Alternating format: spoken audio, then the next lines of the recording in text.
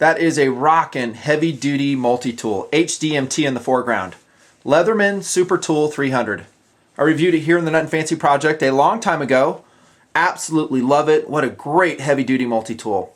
And if you like the ST300, you just might like, new for 2012, the shrunk version. Welcome to the Nutnfancy tabletop review of the Leatherman Rebar. Man, I love this multi-tool. This is a medium-duty multi-tool. Heavy-duty version here. I'll cover the specifics in this tabletop review. And I'm going to begin by knocking out the negatives of the rebar. Honestly, there aren't many. It goes something like this. Like Big Brother, there's no skizzers. Can't have everything. When we incorporate a saw, a file, other stuff, we're going to run out of room. There's no scissors in either one of these. This is an exact rendition of this, just in smaller scale. Also, just like the ST300, the tools are not accessible when the pliers are closed. Is that a huge deal? Depends. Depends how you use your multi-tools. I do like it, and still my reference MDMT, that is medium duty multi-tool, reference my multi-tool continuum video a long time ago, is Leatherman Charge and Wave series. This one was Duracoated by me in a nightmarish process. Don't recommend it, like I've said on camera before.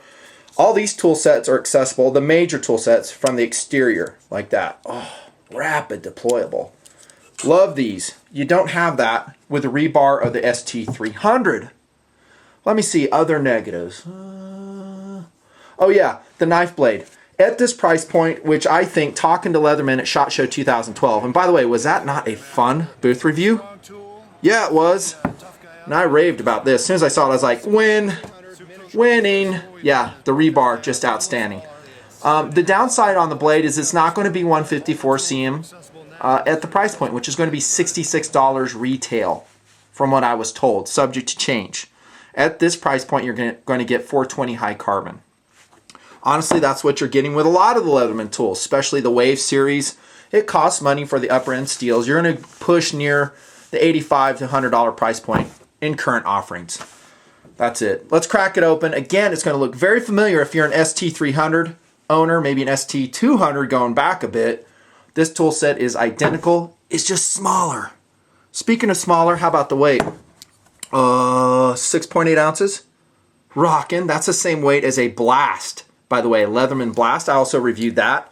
One of my all-time favorite MDMTs for soldiers and law enforcement is the Leatherman Blast. And now you can add this one. Yep. Love the Blast. I got to be honest. I just love Leatherman multi-tools. American made. They last forever. They're one of my favorite multi-tools out there. You guys know that. I've been raving about them for years. They do so many things right. Starting off with, I don't even know if I want to follow that crap. Here we go. The plier head. Pretty precise. Let's bring the ST300 so you guys can see size comparison. It's going to be narrower, shorter, more precise. I always look at how those jaws close. I know you guys do. You multi-tool fanatics like myself. You can see the very tip does close, and I did try to pick up some very fine items with it. Works great. The precision of Leatherman has never been in question. Not from the stuff I've seen. So that is a great plier set. I did not heavy duty test it yet. I don't think it obviously will cut as good as this. It just doesn't have the mass. It's an MDMT. If you want harder cutting performance, you upgrade. Going to carry some more more weight and bulk in the process. Check out the replacement cutters. Awesome. I was saying a couple years back those would become industry standards. I don't know if it's a couple years, but whenever I first saw them, I was like, yeah, that's how you do it. Because I have damaged my cutters before, and it was on a Leatherman. I think it was on a Charge, cutting like a 16 penny nail. This is old school Leatherman. Got a hardwire cutter in there. It wasn't this set, it was another one. I kind of had to hand grind them. There you go. So those are 154 cm. You can replace those. I think I'm getting the metal on those. Great job. The pliers just rock. Medium leverage on them. And then we go to, let's see what we got. The main blade. This often makes or breaks it for me for a multi-tool. It really does. Let me tell you what I'm talking about. Where did it go? I have a Gerber flick here. I'm sorry, not a flick. It's a diesel that I have on the table. It's a good multi-tool. There are some things I absolutely hate about it. Sorry, can't hold back. Where's that? There it is. that main blade. You know, if you're a diesel fan, I'm sorry, but that is an abortion of a blade. My mileage. Now you guys will roll and go, oh, I love it, man. I have a Flick. I love it. I know, but it's a Warncliffe blade. The serrations are actually functional, but it's chisel ground. Well, I'm just talking the serration side, not chisel ground on the main blade. I just don't like it. It's a very abrupt grind because the blade is so narrow, it has to be abrupt as it goes to the relief edge. Not digging it. If we compare it against a rebar blade, night and day. And also I gravitate towards a classic clip shape. The overall best clip blade, still to this day, it is early 2012, that I've seen yet is, of course, the awesome Wave or Charge main blade. Well, that's a rescue blade. I popped out there. Let me get it. Here it comes right there. God, I love the Charge. Such a sick MT. There you go. Look at that beautiful classic shape. Good belly. Rapid deployable with a thumb. You don't have that in the Rebar or the ST series. You guys know that. But other than that, it's all good. There's your nail nick. Hollow ground, 420 high carbon. The edge on it is decent. This one is a black coated tool. Locks, and this is how you unlock it, of course. It's not like the Charge or the Wave. That's your main blade. Let's see what else we got in here. Great drivers that Leatherman puts together. Leatherman isn't only great multi-tool in town. I'm not saying that. I'm just saying they put together a good multi-tool, and you're seeing it right here. First, we're going to start out with a 7mm flat driver. Precision ground. Look at that. No slick surfaces that will have that jump out of your screw head. There's your nail nick, and these do clump when you bring them out. So if you don't like that, you may not dig it. I don't mind. I do kind of like it when they deploy individually, kind of like the Victorinox. That's my preference. But, you know, if you have to put an individual spring in each one, adding weight and bulk, maybe not.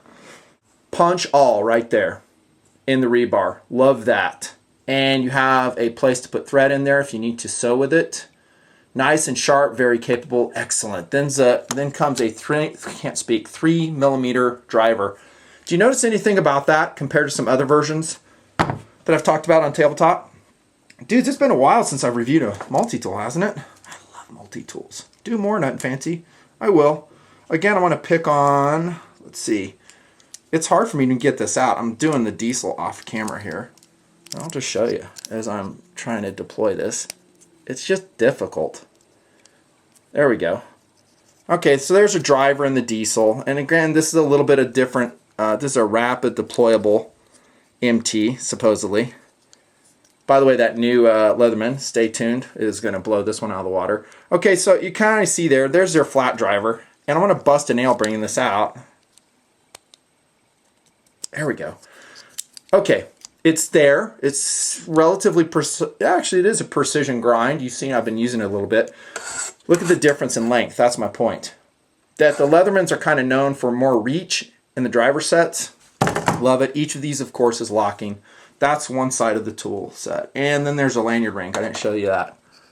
See it folded right there? And all of the lanyard rings by Leatherman rock pretty much.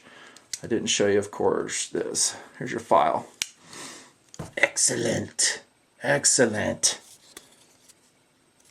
It's the fine side right there, metal, if you will. And then the wood side. It depending, I'm not sure if I'm calling those right, but you get the drift. There's going to be two different grades. And then so you can groove with it, it is milled on the other side. So if you want to make a groove with it. Awesome job. Man, I love this multi-tool. Here we go. Sheep's foot blade, if I'm not mistaken. Yep. Rescue cutting capability. Hollow ground, serrated. Good luck sharpening that. But that's not one we're going to use that much, right? We're not going to just like cut belts and carpet and stuff with that all the time. Awesome job, though. Here we go. Am I getting too excited about this thing? I don't know. There's your can opener. Who uses a can opener anymore? Do you? I don't have much need for one. This is where we should put the scissors, maybe, Leatherman. Pitch that can opener and put the scissors in there. Oh, nice Phillips driver. Long shank, precision ground, solid locking. We've seen this in the Blast Fuse series. Other Leatherman tools. Easily accessed. Do you notice how easily I'm popping those out? Unlike the diesel I was just showing you. For me, I mean, everyone's a little bit different. What people like and what they don't like. There's your saw. I like having a saw. in my multi-tool whenever I can. For an MDMT, that's pretty impressive. It has a saw. Would you rather have a saw or scissors?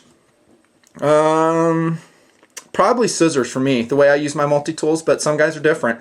If you're going to put this in one of your survival kits, which I think the rebar is really suited for a survival kit multi-tool, then I think the saw might be a better option. It's really handy to have that saw. I've used it a lot myself. You see, does it come with a case? This is actually a pre-production sample, so I don't know exactly what case it's going to come with. I think it's going to be this right here. This is just a standard Leatherman case. You'll probably have the leather option. You'll have probably stainless steel and then black oxide coated version that you're seeing right here. As we've seen, the Leatherman case rocks. You can put it in there, the tool I'm saying, in the open position. It'll extend right to the bottom, like so. You can carry it vertically or horizontally according to your webbing configuration and orientation right there. I love these sheaths. They weigh almost nothing. Let's see, other competition. You know, I'll do a separate tabletop on this. It will be okay. I mean, this has a lot of positives, but I'll tell you what, I'm much more enthusiastic about the new Leatherman Rebar. I don't think it's even out on the market yet, fellas. Stay tuned. Watch your favorite retailers. I'll tell you in the upper right where to watch if you really want to score it for a good price. The Leatherman Rebar is an awesome medium-duty multi-tool. It's comfortable. It's going to be tough and strong. As long as you use it within the realistic limitations of its design, superb quality and feel. I think it comes with a 25-year warranty from Leatherman. That is a Nutnfancy tabletop review. In less than 12 minutes, rock on.